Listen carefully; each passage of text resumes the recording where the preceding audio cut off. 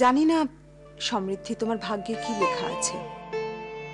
সত্যি যদি তেমন ঘটে তাহলে মহানামার প্রথম স্ত্রী হিসেবে তার নাম তোমার হাতে চিরকাল ধরে রাখতে চাই।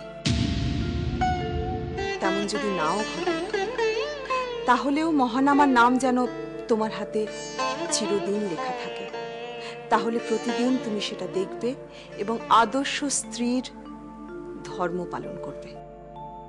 দেবী জাহ্নবী যে চতুর তা আগেই জানা ছিল, কিন্তু এতটা সুচতুর তা তো জানা ছিল না। কিরকম বুদ্ধি কাটিয়েছে দেখেছো ত্রিজটা? আমি বলছিলাম কি, এর কি বিশেষ কোনো প্রয়োজন আছে? কেন নেই বলো তো? না মানে এতে তো সমৃদ্ধির প্রবল যন্ত্রণা হবে। আরেকবার ভেবে নাও সমৃদ্ধি, তুমি যতটা ভাবছো এ কিন্তু তার চেয়ে আরো অনেক বেশি যন্ত্রণাদায়ক। দিদি, আমি জীবন দিতেও প্রস্তুত। ঋদ্ধিমণি কেন রাজি হচ্ছে?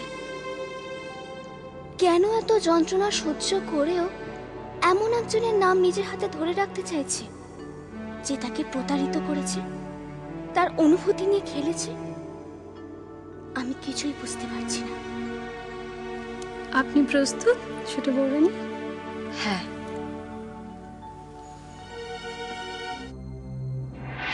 বলো না জয়ম,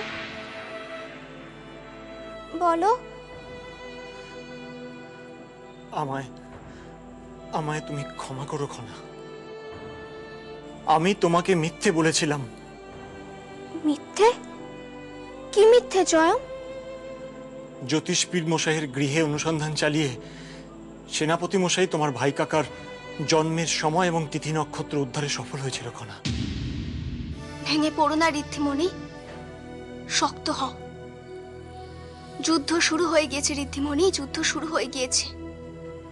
আর এই যুদ্ধে শত্রুপক্ষদের হারাতেই হবে যে কোনো মূল্যে। প্রয়োজনে তাদের দেবদানে তাদেরই ঘুঁটি কেটে ফেলতে হবে। তারা যখন মানবিক সম্পর্কে কোনো মূল্য দেয়নি, তখন আমরাও মানবিক সম্পর্কের কোনো মূল্য দেব না, কোনো মূল্য দেব না।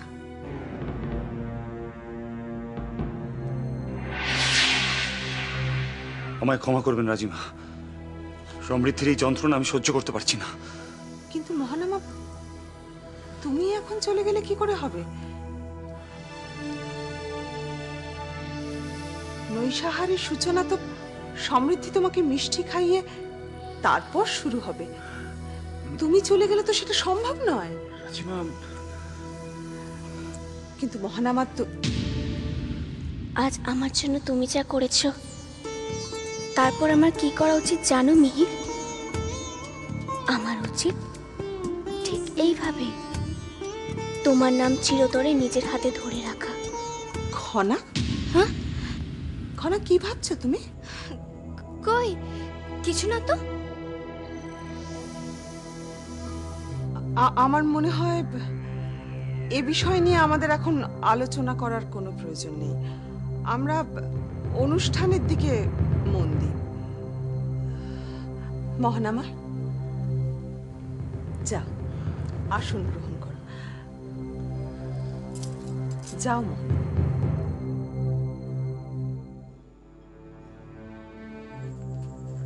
আপনি আমাকে কাল সকাল পর্যন্ত সময় দিন। হয় আমি অনুসন্ধান শেষ করে সমস্ত সত্য আপনার সামনে তুলে ধরব, নয়তো আমার ক্ষমতার অপব্যবহারের শাস্তি স্বরূপ আমি প্রধানমন্ত্রী পদ থেকে পদত্যাগ করব। চতুর্থ, আত্মবিশ্বাস ভালো, কিন্তু অতি আত্মবিশ্বাস